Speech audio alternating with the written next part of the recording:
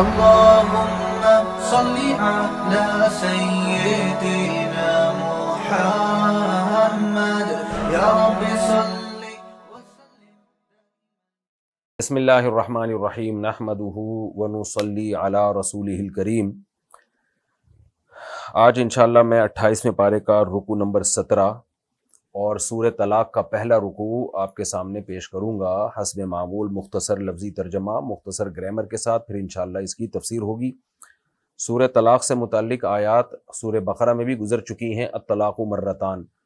تو میرے جو تفسیر کے لیکچر ہیں اس میں لیکچر نمبر 100 سے لے کے 107 تک وہ لیکچر بھی آپ سن سکتے ہیں. طلاق کے مسائل اس میں بھی ڈیٹیل سے بیان ہوئے ہیں اور دلائل بھی بیان ہوئے ہیں. بسم اللہ الرحمن الرحیم. یا ایہا النبی، پہلے رکوع کا لفظی ترجمہ مختصر گرامر کے ساتھ پیش کروں گا، پھر انشاءاللہ اس کی تفسیر ہوگی. یا ایہا النبی، اے نبی، اذا طلقتم النساء، جب تم طلاق دو عورتوں کو. یہ طلاق کہتے ہیں اصل میں آزاد کرنے کو. ان طلقہ، اٹھ کے کہیں کسی مجلس سے چلے جانا، کیونکہ آپ اس گویا مجلس سے آزاد ہو گئے، جدا ہو گئے. اور طلقاء طلیق کی جمع آتی ہے، طلیق آزاد کو کہتے ہیں. انتم الطلقاء الیوم، حدیث میں آتا ہے نا کہ جب فتح مکہ کے دن آپ نے اعلان کیا کہ آج کے دن تم سب آزاد ہو. تو طلقاء یا طلیق یا طلاق یہ لفظ آزادی کے معنی میں استعمال ہوتا ہے. پھر شریعت میں یہ لفظ استعمال ہونے لگا، یعنی عرف میں بیوی کو آزاد کرنا، یعنی اپنے نکاح سے خارج کرنا، اس معنی میں یہ لفظ استعمال ہونے لگا. اور پھر طلق یطلق تطلیقا کی نسبت جب بیوی کی طرف ہوتی ہے، طلق یطلق تطلیقا، تو اس کا مطلب ہوتا ہے بیوی کو ڈیورس دینا، بیوی کو طلاق دینا کہ وہ نکاح سے نکل جائے آپ کے. وَإِذَا طَلَّقْتُمُ النِّسَاءَ، جب تم عورتوں کو طلاق دو، یعنی طلاق دینے کا ارادہ کرو. یہاں بھی فعل بول کر ارادہ فعل مراد ہے. فَطَلِّقُوهُنَّ، تو ان کو طلاق دیا کرو.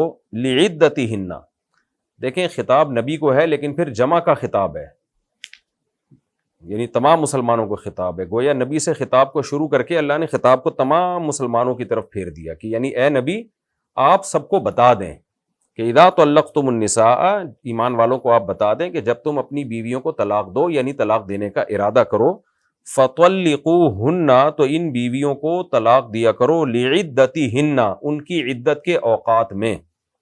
لام جو ہے نا عربی میں لی، لام جو جس کا معنی ہوتا ہے لیے، یہ وقت بیان کرنے کے لیے بھی آتا ہے، تو اس لیے اس کا ترجمہ ہوگا ان کی عدت کے اوقات میں. عدت کا لفظی ترجمہ کیا ہے؟ شمار کرنا.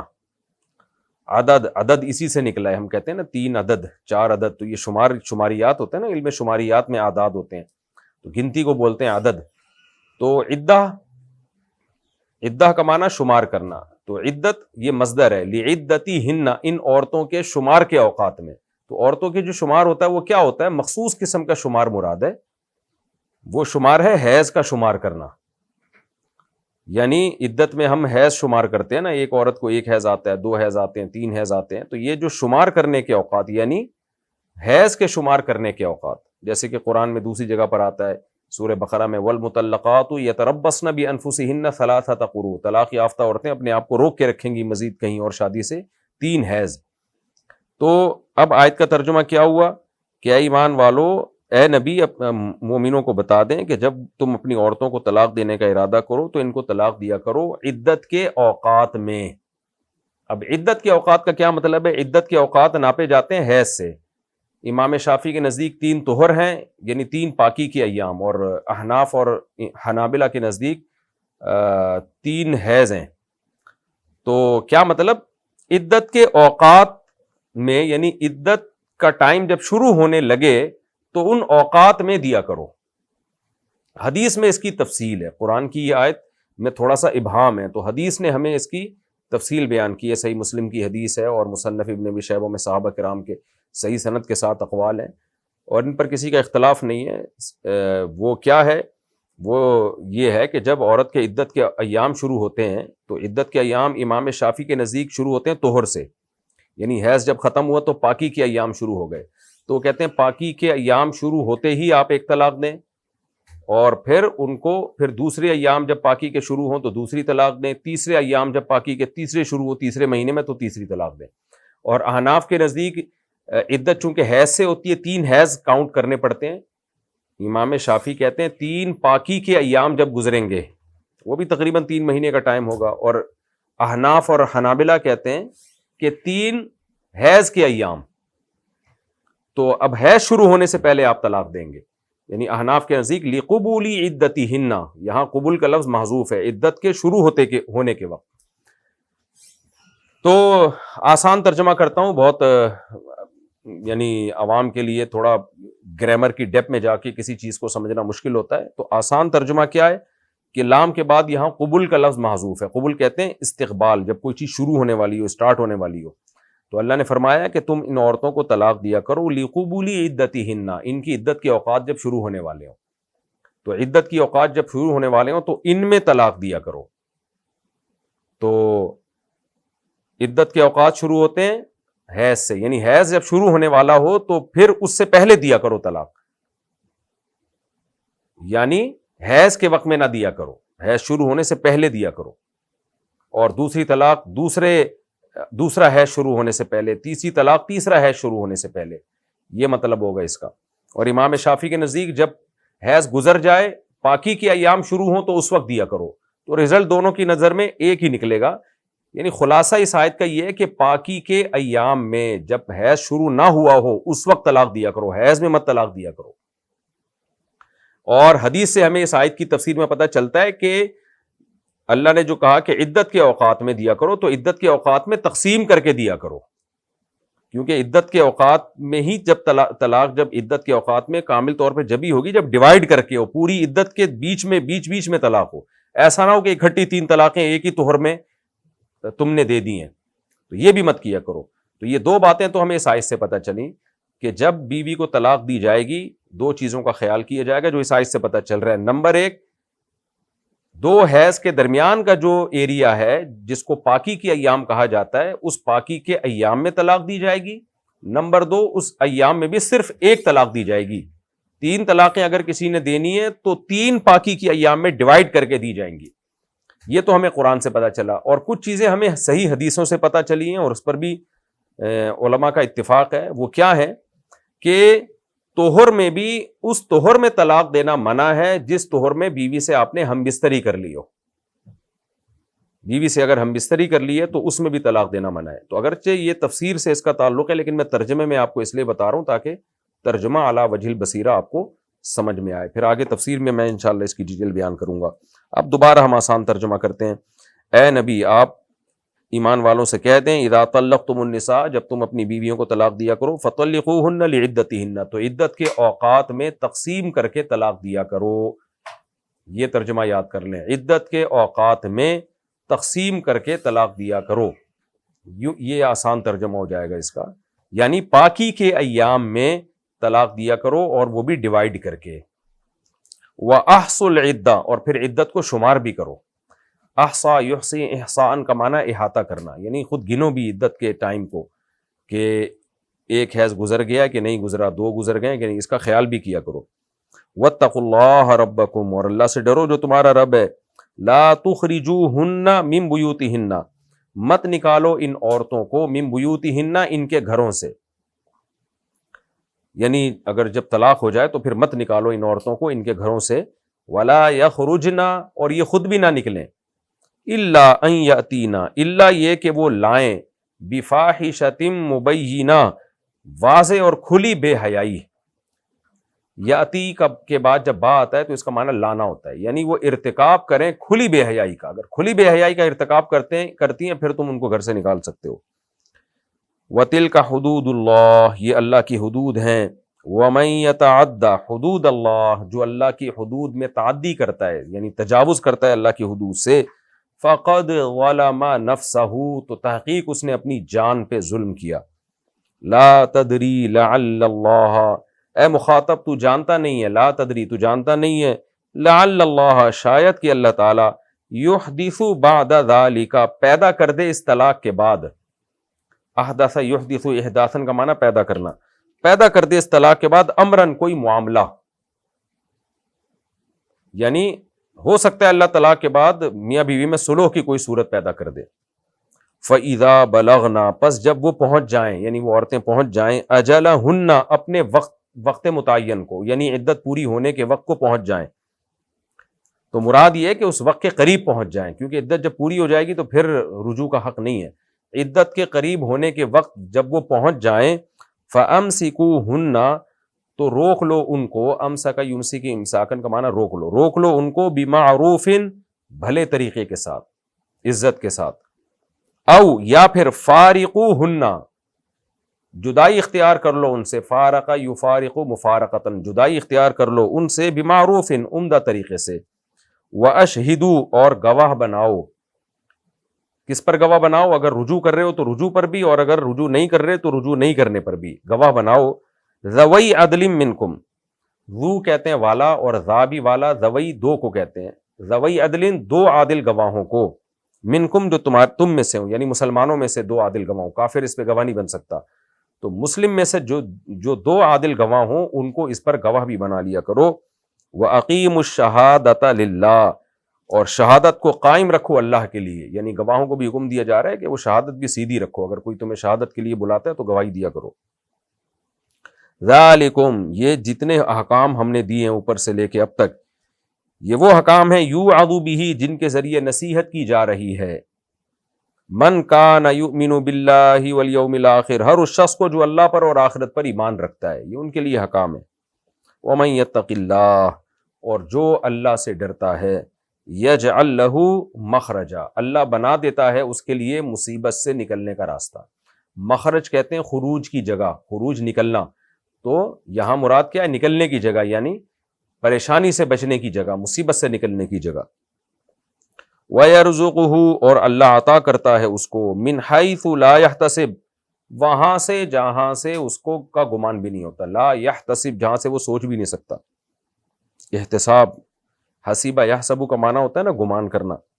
وَمَن يَتَوَکَّلْ عَلَى اللَّهِ اور جو اعتماد کرتا ہے اللہ تعالیٰ پر, فَهُوَ حَسْبُهُ تو وہ اللہ اس کے لیے کافی ہے. ان اللہ بے شک اللہ تعالیٰ بالغ امرہ اپنے معاملے کو پہنچا کے چھوڑتا ہے, پورا کر کے چھوڑتا ہے. بلغ یبلغ بلوغن کا معنی پہنچنا, تو امرہ اپنے کام کو پہنچنا, یعنی اللہ اپنے کام کو پہنچ کے رہتا ہے. کیا مطلب؟ اللہ جس چیز کا فیصلہ کر لے اس کو کر کے چھوڑتا ہے. قد جعل اللہ تحقیق بنا دیا ہے اللہ نے, لکل شیء ہر چیز کے لیے, قدرن ایک اندازہ, ایک ٹائم اللہ نے ہر چیز کا ایک اندازہ رکھا ہوا ہے, لیکن جب وہ ٹائم پورا ہوتا ہے تو اللہ کام کر کے چھوڑتا ہے. واللائی اور وہ عورتیں, واللائی واللاتی کی طرح, جو ہے نا یہ اس میں موصول ہے لیکن مؤنث کے لیے استعمال ہوتا ہے. واللائی اور وہ عورتیں, یئسنا جو مایوس ہو چکی ہیں, من المحیض حیض سے, یعنی بوڑھی ہو گئی ہیں اب ان کو حیض آنا بند ہو گیا. من نسائکم تمہاری عورتوں میں سے, ان ارتبتم اگر تمہیں شک ہو, تم تردد میں ہو, فعدتہن تو پھر ان کی عدت ہوگی ثلاثۃ اشہر 3 مہینے. شہر مہینے کو کہتے ہیں, اشہر اس کی جمع. یعنی تم اگر پریشان ہو کہ جو عورتیں بوڑھی ہو گئی ہیں جن کو حیض آنا بند ہو گیا, ان ارتبتم اب تم تردد میں ہو, ارتیاب ریب شک کو کہتے ہیں نا, اب تم شک میں پڑ گئے کہ بھئی اب ان کی عدت کیسے پوری ہوگی, کیا ہم 3 حیض کا انتظار کریں, تو وہ حیض تو آ نہیں رہا ان کو. تو اگر تمہیں شک ہے تو اللہ کہتے ہیں ہم تمہیں اس کا جواب دے دیتے ہیں, اب اس شک تمہارا دور ہو جائے گا. وہ کیا ہے ان کی عدت؟ فعدتہن ثلاثۃ اشہر ان کی عدت 3 مہینے ہیں.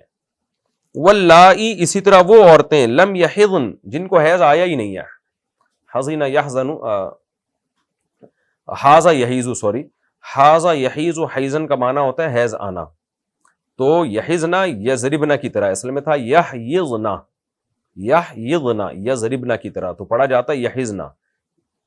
واللائی لم یحزنا اور وہ عورتیں جن کو ابھی تک حیض آیا ہی نہیں ہے, یعنی ابھی بالغ ہی نہیں ہوئی ہیں, حیض آنا شروع ہی نہیں ہوا, ان کی عدت بھی اللہ نے بیان کر دی کہ 3 مہینے ہے. وَأُولَاتُ الْأَحْمَالِ حمل کہتے ہیں پریگننسی کو, احمال اس کی جمع, جو حمل والی عورتیں ہیں, اولات الاحمال حمل والی عورتیں, اولاد بھی جمع ہے. اجلہن ان کا جو وقت ہے, یعنی عدت پوری ہونے کا جو وقت ہے وہ کیا ہے؟ ان یضعن حملہن کہ وہ اپنا حمل وضع کر لیں. یعنی حمل ان کا جن لیں وہ اس کو. وضع یضع کا معنی ہوتا ہے رکھنا, حمل گرا دیں وہ, چاہے بچے کی شکل میں چاہے ابھی ادھورا بچہ بناؤ.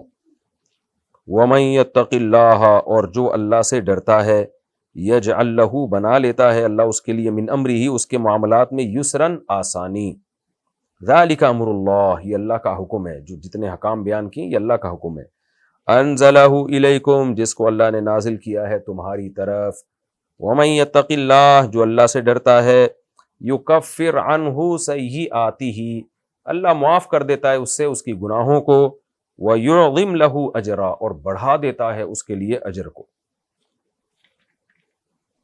اسکنوہن, ان عورتوں کو ٹھکانہ دو, یعنی جو طلاق یافتہ جن کو طلاق دے دی ہے ان کو ٹھکانہ دو.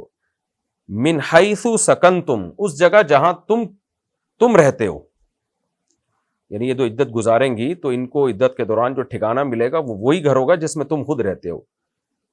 من وجدکم, وجد کہتے ہیں وسعت کو, من وجدکم, اپنی وسعت میں سے, یعنی جتنی تمہیں اللہ نے گنجائش دی ہے اس کے حساب سے جہاں تم رہتے ہو اسی جگہ ان کو ٹھکانہ دو. ولا تضاروہن, ضر یضر کا معنی نقصان پہنچانا, ضار کسی دوسرے کو نقصان پہنچانا, باب مفعلہ ہے نا, ضارر یضارر تھا اصل میں. ولا تضاروہن, اور ان کو تکلیف مت پہنچاؤ, لیتضیقوا, تاکہ تم تنگی کر دو, علیہن, ان کے اوپر. لیتضیق, ضیق کہتے ہیں نا تنگی کو, اردو میں یہ لفظ سنا ہوگا نا, کیا مذائقہ ہے اس میں, یعنی اس میں کون سی تنگی کی بات ہے. تو ضیق یضیق تضییقاً, تنگی کر دینا کسی کے اوپر. تو اللہ کہتے ہیں ان عورتوں کو, یعنی طلاق کے بعد عورتوں کی بات ہو رہی ہے, ان کو تکلیف مت دو, لتضیقوا علیہن, کہ تم تنگی کر دو ان کے اوپر. تفسیر میں ڈیٹیل آئے گی انشاءاللہ. وَإِن كُنَّ, اور اگر یہ عورتیں ہیں, کانا یکونو کا مطلب ہونا, اور کننا اصل میں تھا کوننا, ضربنا کی طرح, پھر پڑھا جاتا ہے کاننا سے التقاء ساکنین سے کننا, پھر وہ خفنا بعنا والا قانون, اس سے قلنا والا قانون, اس سے کننا, جو صرف کے طلبہ ہیں وہ جانتے ہیں. وَإِن كُنَّ أُولَاتِ حَمْلٍ, اور اگر یہ حمل والی ہیں, یعنی حمل والی ہیں, فَأَنفِقُوا عَلَيْهِنَّ, یعنی حمل میں طلاق ہوئی ہے اور طلاق کے بعد یہ حمل والی ہیں, پریگننسی میں ہیں, تو فَأَنفِقُوا عَلَيْهِنَّ, تو ان پر خرچ کرو, حَتَّى يَضَعْنَ حَمْلَهُنَّ, یہاں تک کہ وہ حمل کو وضع کر لیں, یعنی جب تک بچہ نہیں ہو جاتا تو اس وقت تک ان کے اوپر خرچ کرتے رہو عدت کے دوران. فَإِنْ أَرْضَعْنَ لَكُمْ, پھر اگر یہ تمہارے لیے بچے کو دودھ پلائیں, یعنی بچہ جننے کے بعد یا حمل یا بچے والی ہی کو اگر کسی نے طلاق دی ہو, تو دونوں صورتوں میں, تو اگر یہ تمہارے لیے بچے کو دودھ پلا رہی ہیں, تمہارے بچے کو, فَآتُوهُنَّ, تو دو تم ان عورتوں کو, اجورہن, ان کی اجرت, اجر کی جمع اجور, یعنی طلاق یافتہ عورت اگر آپ کے بچے کی ماں ہے اور بچے کو دودھ پلا رہی ہے تو دودھ پلائی کی الگ سے اس کو اجرت ملے گی, اس کا عدت سے تعلق نہیں ہے, یہ بتایا جا رہا ہے. یعنی عدت کے دوران تو عورت کو عدت کا نان نفقہ ملتا ہی ہے, لیکن اگر عورت کی عدت پوری ہو بھی گئی تو بچے کو جب تک دودھ پلا رہی ہے تو اس کی الگ سے اجرت ملے گی, یہ بیان کیا جا رہا ہے. فَإِنْ أَرْضَعْنَ لَكُمْ, پس اگر تمہارے لیے وہ بچے کو دودھ پلا رہی ہیں, فَآتُوهُنَّ أُجُورَهُنَّ, تو ان کو ان کی اجرت دو. وَأَتَمِرُوا بَيْنَكُمْ بِمَعْرُوفٍ, اب کتنی اجرت دو بھائی, تو اللہ کہتے ہیں وَأَتَمِرُوا, ایتمار کہتے ہیں مشورہ کرنے کو, امر کہتے ہیں نا اور حکم, اور ایتمار کوئی بھی معاملے میں باہم مشورہ کر کے اس معاملے کو طے کرنا. تو وَأَتَمِرُوا اصل میں تھا اِئْتَمِرُوا, واو آ گیا تو حمزہ گر گیا. وَأَتَمِرُوا, اور مشورہ کرو, بینکم, آپس میں, بمعروف, اچھے طریقے سے, یعنی میاں بیوی یا ان دونوں کے خاندان کے لوگ اس بارے میں اچھے طریقے سے مشورہ کر لیں کہ عورت جب تک بچے کو دودھ پلائیے تو اس پلا رہی ہے طلاق کے بعد, تو اس کو اس کا اضافی کتنا خرچہ ملنا چاہیے. وَإِن تَعَاثَرْتُمْ, اور اگر تم اس میں کشمکش میں پڑ گئے ہو, عسر کہتے ہیں تنگی کو, اور تعاثرتم باب تفاعل ہے, دونوں اس بارے میں تنگی کا شکار ہو گئے ہیں. تنگی کا مطلب یہ کہ کوئی ایک رائے پر قائم ہی نہیں ہو رہے, باہمی جھگڑا ہو رہا ہے, بیوی بہت زیادہ پیسے مانگ رہی ہے اور شوہر بہت کم پیسے دے رہا ہے, اور کسی ایک رائے پہ قائم ہی نہیں ہو رہے, تو پھر اللہ فرماتے ہیں فَسَتُرْضِعُ لَهُ, تو پھر پلائے گی اس بچے کو دودھ, اخرى, کوئی دوسری عورت, کوئی دوسری عورت تلاش کرو ماں کے علاوہ, جو پھر اتنی اجرت پہ راضی ہو جائے جتنی اجرت شوہر دینا چاہتا ہے. لینفق ذو سعۃ من سعتی، تاکہ خرچ کرے گنجائش والا من سعتی ہی اپنی گنجائش سے، یعنی تاکہ کسی پر اس کی آمدن سے یا اس کی حیثیت سے زیادہ بوجھ نہ آئے. تو لینفق چاہیے کہ خرچ کرے، سوری آیت کا ترجمہ میں نے تاکہ سے کر دیا، تاکہ نہیں، لینفق چاہیے کہ خرچ کرے، ذو سعۃ گنجائش والا، سعہ کہتے ہیں گنجائش کو، وسع یسع، حدیث میں ہے نا وَمَنْ وَجَدَ سَعَةً لِأَنْ يُضَحِّي، جو قربانی کی سعت پاتا ہے یعنی گنجائش پاتا ہے پھر بھی قربانی نہ کرے تو وہ عیدگاہ میں نہ آئے، تو سعہ گنجائش کو، وسعت اسی سے نکلا ہے.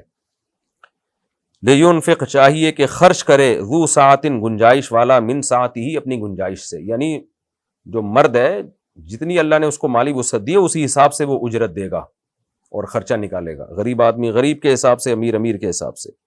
وَمَنْ قُدِرَ عَلَيْهِ رِزْقُهُ، اور جس پر تنگ کر دیا جائے اس کا رزق، یعنی جو غریب لوگ ہیں، فَلْيُنْفِقْ، تو وہ دیں، مما، اس مال میں سے، آتاہ اللہ، جو اللہ نے اس کو دیا ہے. اب وہ کیسے دے گا بھائی؟ تو اللہ فرماتے ہیں لا یکلف اللہ نفسا الا ما آتاہا، اللہ کسی نفس کو پابند نہیں بناتا مگر اتنے ہی کا، ما آتاہا، جتنا اللہ نے کسی کو دیا ہو. تو اپنی غربت کے حساب سے تھوڑے پیسے دے دے وہ، اور اس میں ٹینشن نہ لے. کیوں؟ سیجعل اللہ بعد عسر، ان قریب اللہ پیدا کر دے گا، عسر، تنگی کے بعد، یسرا، آسانی بھی. غریب کے بھی اللہ مال میں برکت دے دے گا، اولاد پہ خرچ کرنے کی برکت سے، اس کو بھی ترغیب دی جا رہی ہے. کوئی بات نہیں، کم پیسے ہیں تو کم میں سے کچھ دے دیا کرو. یہ جی یہ رکوع الحمدللہ لفظی ترجمہ مختصر گرامر کے ساتھ کمپلیٹ ہوا. اب ہم اس کی تفسیر کی طرف چلتے ہیں. آپ کو پتہ ہے عائلی قوانین سے متعلق بہت ہی اہم احکامات اس میں بیان کیے گئے ہیں، اور اس پورے رکوع میں جتنے احکام بیان کیے گئے ہیں، انتہائی افسوس کے ساتھ کہنا پڑتا ہے ہماری سوسائٹی میں ان احکام میں سے کسی ایک حکم پر بھی عمل نہیں ہوتا. ایک حکم پر بھی، میاں بیوی کے معاملات میں کوئی ایک حکم ایسا نہیں ہے جس پر عمل ہوتا ہو. جبکہ اللہ نے ان احکام کو بیان کر کے کیا فرمایا کہ جو اللہ سے ڈرتا ہے اللہ اس کے لیے مصیبت سے نکلنے کا راستہ رکھتا ہے. پھر اللہ نے فرمایا یہ اللہ کی حدود ہیں، جو ان حدود کو توڑتا ہے وہ اپنی جان پہ ظلم کرتا ہے. اور پھر اللہ نے فرمایا یہ اللہ کا حکم ہے، انزلہ الیکم، اللہ نے نازل کیا تم پر. ومن یتق اللہ یکفر عنہ سیئاتی، اللہ سے ڈرو گے اللہ تمہاری گناہوں کو معاف کرے گا. کتنی اس میں وعیدیں بھی ہیں اور امیدیں بھی ہیں کہ ان احکام کو فالو کرو، لیکن ان میں سے کسی حکم کو بھی ہماری سوسائٹی میں فالو نہیں کیا جاتا. کیا جاتا ہے بس جس کی لاٹھی اس کی بھینس. عورت طاقتور ہو تو وہ مرد پہ غالب آ جاتی ہے، بچے لے کے بھاگ جاتی ہے اور عدالت پہ ڈال دیتی ہے، اور مرد کی آمدن سے زیادہ عدالتیں مردوں پہ خرچہ ڈال دیتی ہیں بچوں کا. بچوں سے ملنا نصیب ہو نہ ہو لیکن خرچہ دیتے رہتے ہیں وہ. اور مرد اگر پاورفل ہو تو وہ بچے غائب کر دیتا ہے، ماں ساری زندگی ترستی رہتی ہے. طلاقوں کے بعد شوہر کے گھر میں رہنا تو دور کی بات، عدت بھی گزارنا کی توفیق نہیں مل رہی ہوتی، اور بس ایک عجیب ہی ہے. خیر ہم اس کی تفسیر کی طرف چلتے ہیں. یا ایھا النبی اذا طلقتم النساء، نبی آپ اہل ایمان سے کہہ دیجئے کہ جب تم اپنی عورتوں کو طلاق دو، طلاق دینا ناپسندیدہ عمل ہے. نبی صلی اللہ علیہ وسلم نے فرمایا ابغض الحلال الی اللہ الطلاق، حلال چیزوں میں سب سے زیادہ ناپسند اللہ کو طلاق ہے. لیکن بہرحال کبھی ضرورت پیش آ جاتی ہے تو پھر اللہ نے فرمایا جب طلاق دینے کا ارادہ کرو فطلقوہن لعدتہن، تو عدت کے اوقات میں تقسیم کر کے دیا کرو. عدت کے اوقات کیا ہیں؟ میں نے آپ کو ترجمے میں کچھ ڈیٹیل بتائی ہے کہ عدت حیض سے ہوتی ہے، اور امام شافعی کے نزدیک پاکی کے ایام سے ہوتی ہے، جس سے بھی ہو. لیکن عدت کے اوقات 3 حیض یا 3 طہری بنتے ہیں، تو 3 طہروں میں تقسیم کر کے دیا کرو حیض سے پہلے پہلے.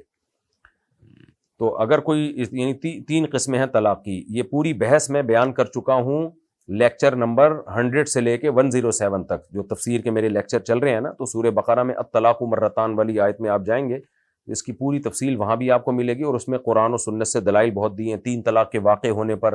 اور ہمارے جو اہل حدیث بھائی کہتے ہیں کہ 3 ایک ہوتی ہیں، اس دعوے کے غلط ہونے پر بہت مفصل بحث ہے. وہ آپ لیکچر نمبر 100 سے لے کے 107 تک آپ دیکھ سکتے ہیں. وہ انشاءاللہ بہت مدلل بحث ہے، وہ کام آئے گی آپ کے. تو اللہ نے فرمایا کہ عدت کے اوقات میں تقسیم کر کے دیا کرو. طلاق کی 3 قسمیں، ایک طلاق ہے بدعی، غلط طلاق، ناجائز طلاق. وہ طلاق کیا ہے کہ یا تو آپ حالت حیض میں طلاق دیں، بے شک ایک طلاق دیں، وہ بھی ناجائز ہے. صحیح مسلم میں اس کو حرام قرار دیا اور قرآن سے بھی پتہ چلتا ہے ہمیں. دوسرا کیا طریقہ ہے ناجائز طلاق کا؟ کہ آپ نے پاکی کے ایام میں طلاق دی لیکن بیوی سے ہم بستری کرنے کے بعد، یہ بھی ناجائز ہے. اور تیسرا کیا ہے کہ آپ نے پاکی کے ایام میں طلاق دی لیکن ایک سے زیادہ طلاقیں.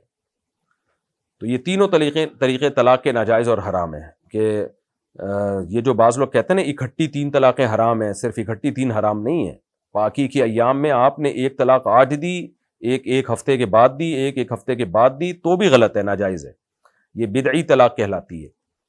البتہ امام شافعی کے نزدیک یہ ناجائز نہیں ہے، یعنی اکٹھی 3 طلاقیں دینا، لیکن خلاف اولا ہے. تو وہ ان احکام کو جو ہے استحباب پر معمول کرتے ہیں، لیکن اس بارے میں جمہور کا جو مذہب ہے، احناف کا، حنابلہ کا، مالکیہ کا، وہ دلیل کے لحاظ سے زیادہ قوی ہے، کیونکہ محمود ابن لبید کی صحیح حدیث ہے کہ نبی کی مجلس میں ایک اطلاع ملی کسی شخص کے بارے میں کہ اس نے اکٹھی 3 طلاقیں دی ہیں. تو آپ صلی اللہ علیہ وسلم غضبناک ہو کے کھڑے ہو گئے اور فرمایا ایلعب بکتاب اللہ وانا بین اظہرکم، کہ اللہ کی کتاب سے کھیلتے ہو جبکہ میں تمہارے درمیان موجود ہوں. آپ صلی اللہ علیہ وسلم کو اتنا غصہ آیا کہ ایک صحابی کھڑے ہوئے اور فرمایا یا رسول اللہ آپ مجھے اجازت دیں میں اس کی گردن اڑا دوں. تو اس سے بھی پتہ چلتا ہے 3 طلاقیں واقع ہو جاتی ہیں، تبھی تو آپ صلی اللہ علیہ وسلم کو اتنا غصہ آیا تھا. تو یہ تینوں طریقے طلاق کے ناجائز ہیں. باقی جائز طریقے کون سے؟ 2 طریقے جائز ہیں، ایک احسن طریقہ ہے اور ایک سنت طریقہ ہے. سنت کا مطلب جائز ہے وہ بھی، لیکن احسن زیادہ بہتر نہیں ہے. تو جو سنت طریقہ ہے وہ یہ ہے کہ ہم بستری کرنے سے پہلے پاکی کے ایام میں 1 طلاق دی جائے، پھر حیض پورا گزرنے دیا جائے، دوسرے پاکی کے ایام میں بھی ہم بستری نہ کی جائے اور پھر 1 طلاق دوسری دی جائے، پھر حیض پورا گزرنے کے بعد تیسرا جو پاکی کے ایام آئیں گے اس میں بھی طلاق دی جائے لیکن ہم بستری نہ کی جائے. اس طرح 3 طہروں میں تقسیم کر کے طلاق دی جائے گی. تو پھر جو اس کے بعد تیسرا حیض گزرے گا تو عورت کی عدت ختم ہو چکی ہوگی، وہ جہاں چاہے نکاح کرے، پہلے شوہر سے نہیں کر سکتی وہ، جب تک کہ کسی اور شوہر سے نکاح کر کے اس کے ساتھ وقت نہ گزارے اور اتفاق سے وہ طلاق دے دے یا مر جائے، پھر جہاں چاہے کرے، پہلے سے بھی کر سکتی ہے، کہیں اور بھی کر سکتی ہے. یہ تو ہے سنت طریقہ طلاق کا. لیکن زیادہ بہتر کون سا ہے جس کو طلاق احسن کہا جاتا ہے؟ وہ طریقہ ہے جو مصنف ابن ابی شیبہ میں صحابہ کرام کا جو طریقہ رہا ہے، مصنف ابن ابی شیبہ میں بیان ہے کہ وہ سب سے بہتر طریقہ یہ ہے کہ پاکی کے ایام میں ہم بستری نہ کی جائے اور صرف 1 طلاق دی جائے، بس دوسری دی نہ جائے. پھر حیض آ کے گزرے گا، پاکی کے ایام شروع ہوں گے، اس میں ہم بستری نہ کی جائے اگر طلاق دینے کا ارادہ ہے، یعنی بیوی کو چھوڑنے کا ارادہ ہے. اور پھر حیض آئے گا، پھر تیسرے پاکی کے ایام شروع ہوں گے، اس میں بھی ہم بستری نہ کی جائے، پھر حیض آ کے ختم ہوگا. تو اس طرح 3 حیض جب کمپلیٹلی آ کے ختم ہو جائیں گے تو نکاح عدت بھی پوری ہو جائے گی اور ساتھ میں نکاح بھی ختم ہو جائے گا. تو 1 طلاق سے نکاح ختم ہو جائے گا. اس کا فائدہ کیا ہوگا؟ بھئی میاں بیوی جب چاہیں دوبارہ آپس میں نکاح کر سکتے ہیں، اور عدت کے اندر شوہر کو رجوع کا حق بھی ہوگا، اور عدت کے بعد شوہر کو رجوع کا حق تو نہیں ہے لیکن جہاں چاہے عورت شادی کرے اپنے پہلے شوہر سے بھی نکاح کر سکتی ہے، اس میں کوئی حرج نہیں ہے. تو یہ سب سے بہتر طریقہ ہے. لیکن آج ہمارے ہاں ان کام کی دھجیاں اڑائی جاتی ہیں. تو اللہ تعالیٰ نے فرمایا اے نبی آپ مسلمان مردوں سے کہہ دیں جب تم اپنی بیویوں کو طلاق دینے کا ارادہ کرو تو ان کو عدت کے اوقات میں دیا کرو، وَأَحْصُ الْعِدَّةَ، اور عدت کو شمار بھی کیا کرو. اصل میں تو عورت پر واجب ہے کہ وہ عدت کے ایام شمار کرے، یعنی وہ دیکھے کہ مجھے کتنے حیض آ گئے ہیں، کتنے گزر گئے ہیں، تاکہ اللہ کے حکام میں گڑبڑ نہ ہو.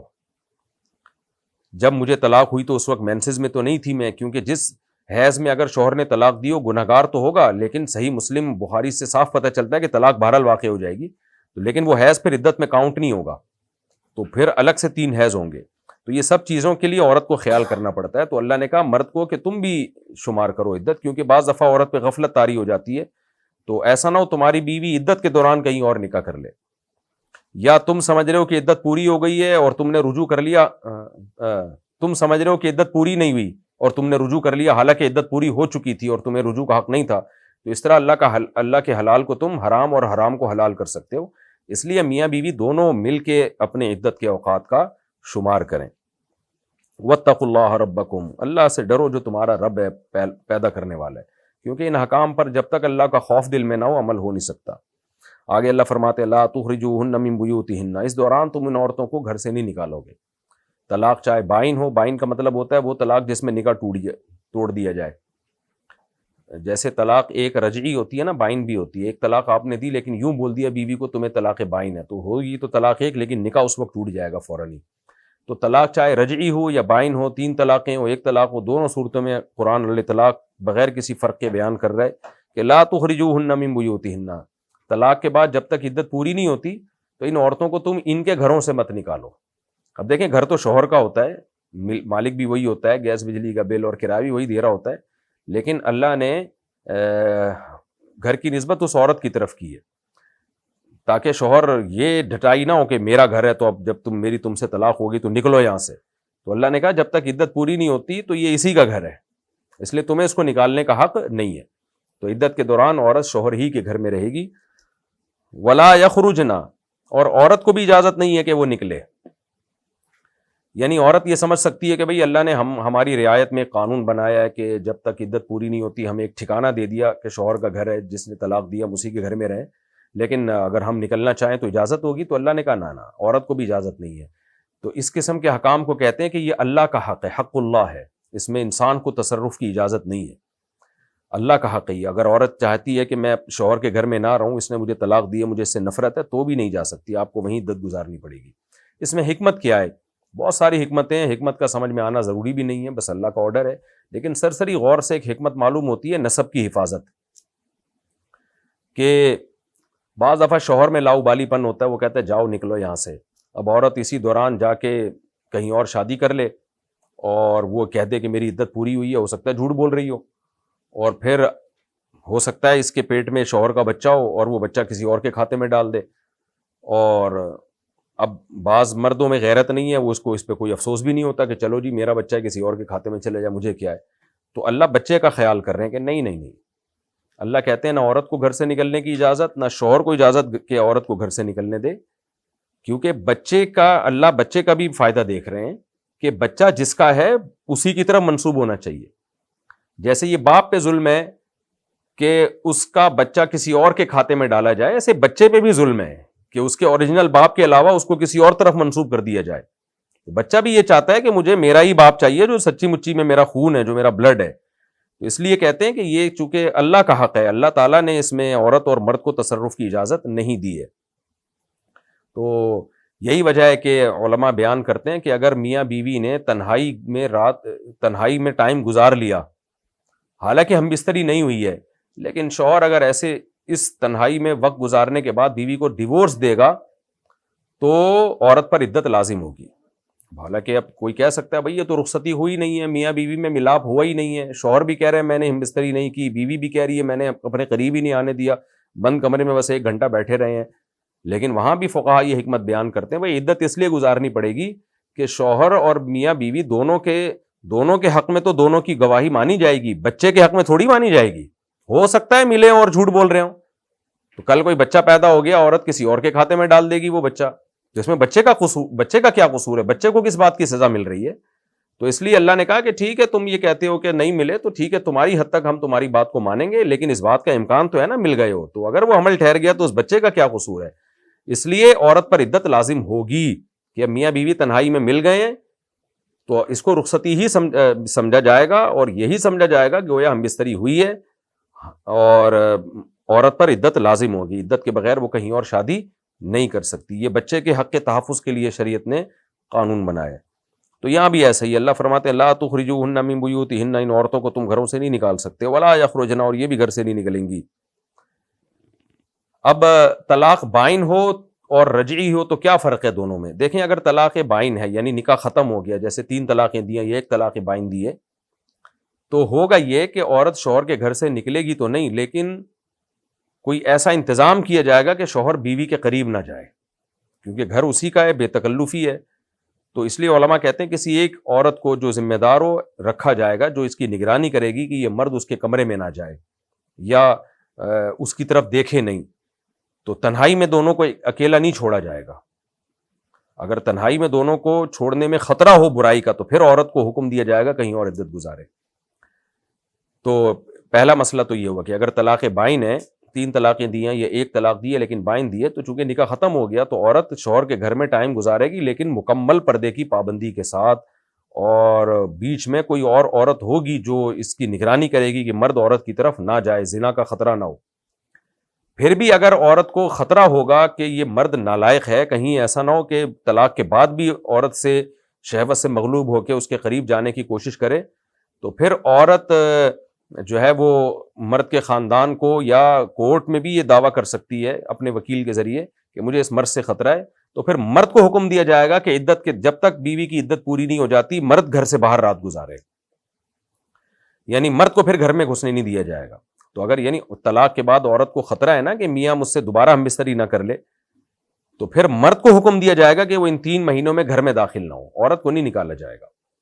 اور آج کل ایک اور چیز کو اس میں ایڈ کر لینا چاہیے کہ اکٹھی 3 طلاقیں اگر شوہر نے دی ہیں تو آج کل اس بات کا بہت خطرہ ہوتا ہے کہ شوہر جو ہے اہل حدیثوں سے فتویٰ لا کے حرام بیوی کو اپنے اوپر حلال کر لے۔ آج کل یہ حرام کاریاں بہت ہو رہی ہیں سوسائٹی میں، اللہ کا خوف تو بالکل ہی ختم ہو گیا ہے، اور پھر نہ اس میں تقلید کرتے ہیں نہ دلیل سے بات مانتے ہیں، بس ڈھٹائی پہ ڈٹ جاتے ہیں۔ جب ان کو دلائل سے بات کرو تو دلائل کا جواب دلائل سے نہیں دیتے، اور پھر کہتے ہیں فلانے کا قول ہے فلانے کا قول ہے۔ بھائی اگر آپ تقلید کر رہے ہو تو پھر ائمہ اربعہ کی تقلید کرو، آپ نہ تقلید ہے نہ تحقیق ہے، خواہشات نفسانیہ ہیں اور کچھ بھی نہیں۔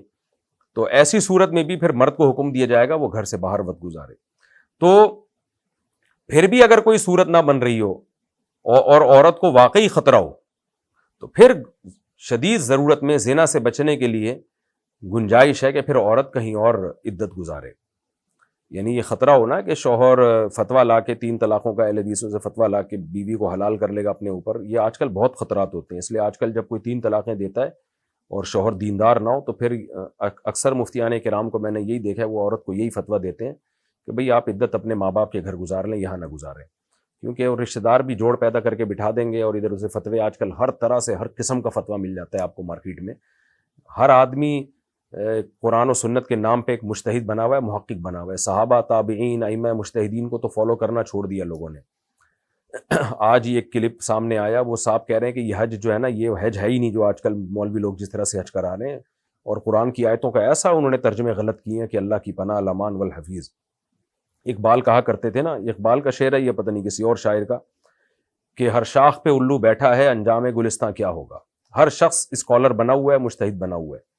تو اس لیے آج اگر کسی شخص نے 3 طلاقیں دی ہیں اور بیوی کو ڈر ہے کہ یہ کہیں سے فتویٰ لا کے حلال کر لے گا اور پھر رشتہ دار لوگ مجبور کریں گے، تو پھر ایسی کنڈیشن میں بھی مجبوری میں زنا سے بچنے کے لیے عورت کو یہ حکم دیا جائے گا کہ وہ یہاں شوہر کے گھر میں عدت نہ گزارے۔ خلاصہ یہی ہے کہ ہر صورت میں عورت کو شوہر کے گھر میں ہی عدت گزارنی ہے۔ شوہر سے خطرہ ہو تو شوہر کو کہا جائے گا وہ 3 مہینے گھر سے باہر گزارے، اور اگر پھر بھی خطرہ ہو بدکاری کا، دونوں میں زنا کا، تو پھر ایسی شدید مجبوری میں عورت گھر سے باہر یعنی اپنے ماں باپ کے گھر عدت گزار سکتی ہے۔ بعض دفعہ یہ بھی ہوتا ہے کہ دیور ہوتے ہیں، شوہر ملک سے باہر ہوتا ہے، تو دیوروں سے بدکاری کا خطرہ ہو جاتا ہے۔ بہرحال بدکاری ایسی چیز ہے جس کی شریعت میں اجازت نہیں ہے، تو بدکاری کی صورت میں عورت عدت گھر سے باہر ہی ہر صورت میں گزارے گی، یعنی گھر سے باہر سے مراد اپنے ماں باپ کے گھر میں۔ آگے اللہ فرماتے ہیں الا ان یاتین بفاحشۃ مبینہ، عورت کو اجازت نہیں وہ گھر سے نکلے، اور تمہیں بھی اجازت نہیں کہ عدت کے دوران اس کو گھر سے نکالو، لیکن ایک صورت میں تم نکال سکتے ہو، وہ کھلی بے حیائی کا ارتکاب کریں۔ کھلی بے حیائی سے مراد ہے یا تو زنا کی مرتکب ہوں، مردوں سے تعلقات ہیں ان کے، تو ایسی صورت میں حد جاری کرنے کے لیے، سزا جاری کرنے کے لیے گھر سے باہر نکالا جائے گا، یا شوہر کو عزت کا خطرہ ہو اپنی کی، اگر یہ اس کے بعض اوقات طلاق کی بنیاد ہی یہی بنتی ہے کہ عورت کے کوئی غیر مردوں سے تعلقات ہوتے ہیں، تو پھر ایسی صورت میں تو ظاہر ہے مرد تو غیر کو نہیں آنے دے گا اپنے گھر میں۔ اور یہ آج جب ہم یہ آیتیں پڑھتے تھے ہمیں حیرانگی ہوتی تھی کبھی دنیا میں ایسا ہو بھی سکتا ہے، لیکن آج مغربی دنیا میں ایسے واقعات سامنے آ رہے ہوتے ہیں کہ شادی ہے اور بیوی کھلے عام زنا کر رہی ہوتی ہے، لیکن مرد کچھ بگاڑ نہیں سکتا اس کا۔ اللہ کی پناہ، اللہ ہم سب کو ایسے عذاب سے پناہ میں رکھے۔ اور بعض نے اس کی یہ بھی تفسیر کی ہے کہ بہت زیادہ بد زبان ہو، یہ چوریاں چکاریاں کرتی ہوں، مرد کو خطرہ یہ ہے کہ گھر کا سارا ہی سامان عدت کے دوران ختم نہ کر دے، کیونکہ اب طلاق ہو گئی ہے، اب زیادہ خطرہ ہو جاتا ہے اس کو کہ بھئی ایسا نہ ہو کہ یہ یعنی کوئی بہت بڑے ضرر کا خطرہ بیوی سے نہ ہو، جس میں بہت زیادہ بد زبانی بھی ہے، کہ اتنا زیادہ بد کلامی بد زبانی ہے کہ مرد کا خیال یہ ہے کہ اس دوران یہ ناقابل برداشت اذیت اور تکلیف پہنچے گی۔ تو نارمل حکم یہی ہے کہ شوہر کے گھر میں اگر کوئی بہت شدید مجبوری ہو تو پھر عدت کہیں اور گزارے گی، لیکن نان نفقہ بہرحال شوہر کو دینا پڑے گا عدت کے دوران، وہ معاف نہیں ہوگا۔ آگے اللہ فرماتے ہیں وَتِلْكَ حُدُودُ اللَّهِ، یہ اللہ کی حدود ہیں۔ کون سی اللہ کی حدود ہیں؟ طلاق کا جو شرعی طریقہ بتایا اس سے ہٹ کے طلاق نہ دیا کرو، نمبر 2 عدت کے دوران عورت کو گھر سے نہ نکالو اور نہ وہ خود گھر سے نکلے. تو یہ اللہ کی حدود ہیں. آگے اللہ فرماتے ہیں جو اللہ کی حدود سے تجاوز کرتا ہے, توڑتا ہے اللہ کی حدود کو, فقد ظلم نفسہ, تو تحقیق اس نے اپنی جان پہ خود ہی ظلم کیا. یعنی اکٹھی 3 طلاقیں دے دیتا ہے یا حالت حیض میں طلاق دے دیتا ہے تو وہ اپنی جان پر خود ظلم کرتا ہے. حدیث میں اس کی یہی تفسیر ہمیں ملتی ہے, اور لیکچر نمبر 100 سے لے کے 107 تک آپ جا کے دیکھ سکتے ہیں, اس میں ان احادیث کے ریفرنسز موجود ہیں. لا تدری لعل اللہ یحدث بعد ذلک امرا, تمہیں معلوم نہیں شاید اللہ اس کے بعد کوئی صلح کی صورت پیدا کر دے. یعنی اللہ نے 2 حکام دیے, اکٹھی 3 طلاقیں مت دو, حیض میں طلاق مت دو, اور عدت کے بعد طلاق کے بعد گھر سے باہر مت نکالو. تو ان تینوں حکام کی اللہ حکمت بیان کر رہے ہیں. ہو سکتا ہے اللہ جوڑ کی کوئی صورت پیدا کر دے. یعنی 1 طلاق تم نے دی یا 2 طلاقیں دی, اب عورت تمہارے گھر میں ہی رہے گی تو کمپرومائز کا امکان زیادہ ہے, کیونکہ اگر گھر سے طلاق کے بعد باہر نکال دیا جائے نا 1 یا 2 طلاقوں کے بعد, تو رشتہ دار بیچ میں پڑھ کے غیرت کا مسئلہ بنا لیتے ہیں, نفرت پھیلتی ہے, اس عورت کو ورغلانے والے بہت ہوتے ہیں, تو پھر وہ پکی طلاقی ہو جاتی ہے, بالکل منہ ہی نہیں دیکھتے ایک دوسرے کا. اور یہ تو صبح شام ہم دیکھ رہے ہیں آج کل ایسا ہی ہو رہا ہے. لڑکی کا باپ آتا ہے اپنی بیٹی کو گھر لے جاتا ہے, وہاں سے تڑیاں, سالوں کی تڑیاں اور یہ تڑیاں, تو وہ معاملہ بگڑ جاتا ہے. تو اللہ کہتے ہیں اگر تمہارے منہ سے 1 یا 2 طلاقیں نکل گئی ہیں تو بیوی جب شوہر کے گھر میں عدت گزارے گی تو 2, 4, 8, 10 دن 1, 2 مہینے کے بعد کمپرومائز ہو ہی جاتا ہے. آدمی کہتا ہے چھوڑو یار جانے دو. تو طلاق رجعی ہو یا بائن ہو, دونوں صورتوں میں جوڑ ہو جاتا ہے. ہاں 3 طلاقوں کے بعد تو شریعت نے جوڑ کی اجازت ہی نہیں دی ہے. ایک تو یہ ہو گیا کہ وہاں عدت گزارنے میں جوڑ کی صورت زیادہ ہے. دوسرا 3 طلاقوں کے سے بھی اللہ نے میں منع کیا ہے, تو اس کی بھی حکمت بیان کر دی کہ ہم نے 3 طلاقوں سے بھی اس لیے منع کیا, لا تدری لعل اللہ یحدث بعد ذلک امرا, بھائی ہو سکتا ہے اللہ جوڑ کی کوئی صورت پیدا کر دے. تو جب 1 طلاق سے اور 2 طلاقوں سے بھی نکاح ختم ہو سکتا ہے تو 3 دینے کی اکٹھی کیا ضرورت ہے. تقسیم کر کے دو گے تو ہو سکتا ہے تیسرے مہینے تک تمہیں اپنے فیصلے پر ندامت ہو. تو جو اللہ کے بتائے ہوئے طریقے کے مطابق طلاق نہیں دیتا اس نے اپنی جان پہ ظلم کیا, یعنی خود روتا پیٹتا ہے پھر وہ. اس کی پوری تفصیل میں انہی لیکچروں میں, لیکچر نمبر 100 سے لے کے 107 تک پوری تفصیل ان آیات کی, عبداللہ بن عباس نے ان کی کیا تفسیر بیان کی ہے اس کے مطابق میں بیان کر چکا ہوں. اس کا حاصل یہی ہے کہ 3 طلاقیں مت دو, اس لیے کہ اگر دے دیں تو ہو سکتا ہے اللہ بعد میں جوڑ کی صورت پیدا کر دیتا. 3 کی صورت میں تم جوڑ ہی نہیں کر سکتے, تم تو پھر پچھتانے کے علاوہ کچھ بھی حاصل نہیں ہوگا. اور گھر سے باہر بھی مت نکالو عدت کے دوران.